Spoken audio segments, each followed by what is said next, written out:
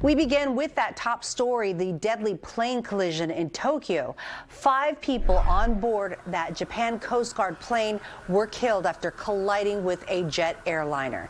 All 379 crew members on the jetliner escaped, and the pilot of the smaller plane also survived.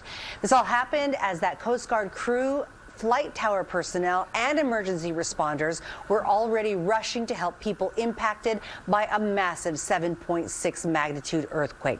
NBC Bay Area's Thom Jensen is live at SFO. Thom, this begs the question, if a tragedy like that could happen there, could it happen here?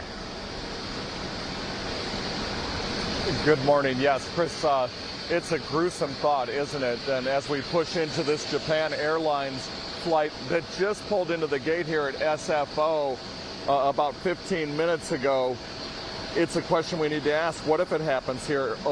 A warning, though, first, the surveillance video we're about to show of the runway collision from Tokyo this morning is graphic. However, the visuals are important to understand the threat and need to prepare for the what-ifs.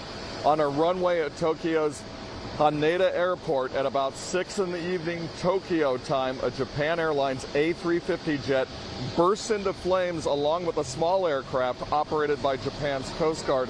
The flight crew and airport response teams quickly got all 367 passengers out of the airliner and out of harm's way without anyone getting critically injured. Tragically, though, only the pilot survived on the Coast Guard plane, and all 5 crew members were killed. An aviation expert tells us it was likely human error, not a technical glitch, that caused the crash.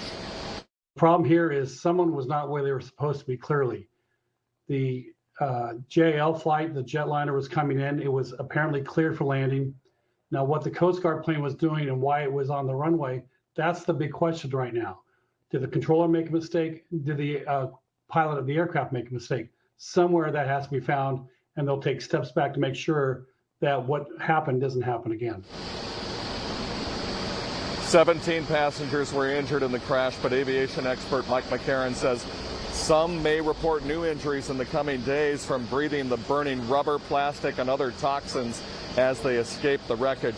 He says it can sometimes take 3 or 4 days before people show symptoms, and he says emergency responders here at SFO and other airports will likely use lessons learned from the Tokyo investigation as they plan and train for potential events in the future. But Mr. McCarron says his early initial observations are human error because there is no reason for 2 aircraft to be on the same runway at the same time. But ultimately, it will be investigators who make that determination. We're live at SFO. Thom Jensen, NBC Bay Area News.